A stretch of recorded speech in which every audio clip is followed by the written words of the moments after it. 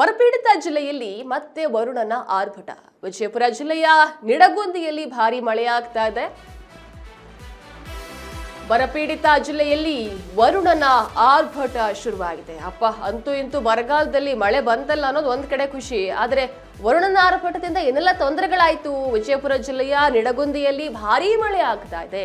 ಮಳೆ ಇಲ್ಲದ ಬಹುತೇಕ ಭಾಗಗಳಲ್ಲಿ ರೈತರು ಈಗಾಗಲೇ ಕಂಗಾಲಾಗಿ ಬಿಟ್ಟಿದ್ದಾರೆ. ಇದು ಜುಲೈ ತಿಂಗಳು. ಮಳೆ ಕೊರತೆಯಿಂದ ಬಿತ್ತನೆ ಕಾರ್ಯವೂ ಕೂಡ ನಡೀತಾ ಇಲ್ಲ. ಇಂದು ಸುಮಾರು 2 ಗಂಟೆಗಳ ಕಾಲ ನಿರಂತರವಾಗಿ ಮಳೆ ಬಂದಿದೆ. ಮಳೆಯ ಆರ್ಭಟ ರೈತರ ಮುಖದಲ್ಲಿ ಮತ್ತೆ ಮಂದಹಾಸವನ್ನ ತರ್ತಾ ಇದೆ. ಅಂತೂ ಇಂತೂ ಬಿತ್ತನೆ ಮಾಡೋದಕ್ಕೆ ಮಳೆರಾಯ ಭೂಮಿಗೆ ಬಂದಲ್ಲಪ್ಪ ಅಂತ. ಬರಪೀಡಿತ ಜಿಲ್ಲೆಯಲ್ಲಿ ಮತ್ತೆ ವರುಣನ ಆರ್ಭಟ ಆಗ್ತಾ ಇದೆ. ಎಲ್ಲ ಆಗ್ತಾ ಇದೆ ಅಂತ ಅಂದ್ರೆ ನಡಗುಂದಿಯಲ್ಲಿ ಭಾರೀ ಮಳೆ ಆಗ್ತಾ ಇದೆ. ನೀವು ವಿಜುವಲ್ಸ್ ಅನ್ನ ಗಮನಿಸ್ತಾ ಇರಬಹುದು. ಇದು ವಿಜಯಪುರ ಜಿಲ್ಲೆಯ ನಿಡಗುಂದ.